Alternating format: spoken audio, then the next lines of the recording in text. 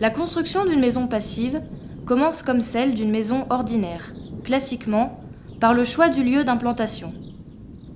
De préférence bien exposé au sud et, si possible, dans un endroit agréable où il fera bon vivre. La montagne bourbonnaise est belle, l'air y est pur, l'espace ne manque pas. Dans ce paysage plein de charme qu'on a juste envie d'admirer en silence, construire une maison irrespectueuse de l'environnement n'aurait aucun sens. Cette nature préservée sera l'écrin idéal d'un objet précieux nommé Villa Verte.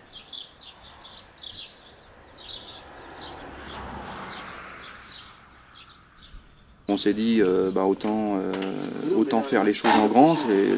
Si on s'installe dans le sud de la France où il n'y a pas besoin de chauffage, l'expérience a peut-être moins d'intérêt. Le terrain idéal trouvé, il n'y a plus qu'à creuser, couler les fondations et bâtir le socle de la future maison. Le vaste sous-sol participera à l'isolation de l'ensemble et pourra abriter un garage, un atelier, un cellier. Une maison passive peut aussi être une maison pratique, une maison à bien vivre. Enfin, on construit la maison proprement dite. Une belle ossature bois, solide, parfaitement isolée, tant à l'intérieur qu'à l'extérieur. Été comme hiver ne lui feront ni chaud ni froid. On est obligé, quand on fait une maison passive, de procéder à une isolation par l'extérieur. On a choisi un procédé naturel avec en première couche de la laine de bois, en deuxième couche de la fibre de bois qui permet donc de couper tous ces ponts thermiques. Le panneau en fibre de bois a comme avantage d'amener une inertie grâce à la densité du panneau dans la structure. Donc autant en hiver comme en été, ce que nous on appelle le confort d'été ou le déphasage. Les atouts principaux autres sont l'acoustique et nous travaillons sur des parois dites respirantes-perspirantes puisque c'est un matériau naturel et recyclable. Une maison passive ne tolère aucune entrée d'air parasite. L'air y circule, bien sûr, mais c'est une ventilation double flux, très élaborée, qui s'en charge. Elle gère intelligemment les échanges de calories empruntées à la Terre par le puits canadien et celles en provenance du Soleil par le biais des capteurs solaires et des grandes baies vitrées exposées au sud. C'est en fait une maison qui va fonctionner sans chauffage.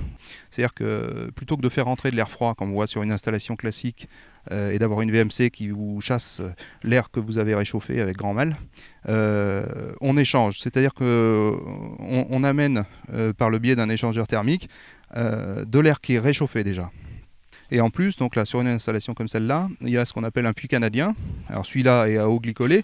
On fait rentrer dans l'installation de l'air qui est déjà tempéré.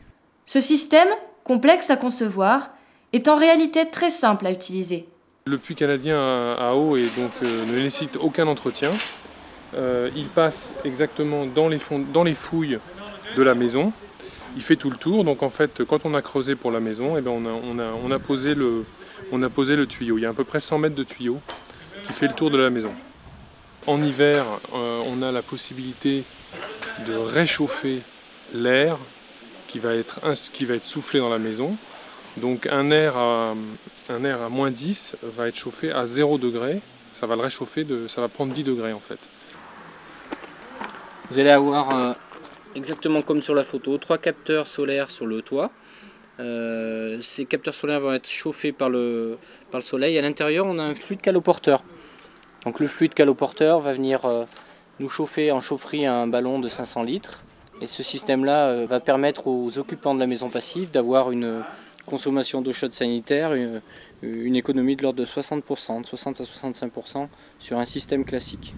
Il faut qu'on parte tous avec l'idée que cette maison doit être parfaitement étanche à l'air. Ça veut dire que tout un chacun, en faisant son petit travail dans son coin, se dit « Oula, mince, là j'ai laissé un trou, il faut que je le bouche ». C'est fondamental. L'idée c'est ça, c'est d'avoir une super isolation, une maison super isolée et qui ne laisse pas pénétrer l'air. On vérifie, on a mis la maison en dépression et donc ça nous permet de détecter toutes les fuites d'air. Ce test doit permettre de mettre en évidence qu'il n'y a pas de fuite d'air parasite. Et si vous voulez, dans une maison classique, les fuites parasites sont de l'ordre pas loin de l'équivalence d'1 mètre carré, parfois dans certaines maisons. Sur une maison passive, elles ne doivent pas être plus grosses qu'une carte de visite.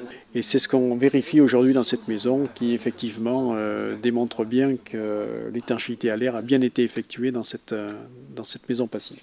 Chaque calorie produite dans la maison est recyclée et réutilisée.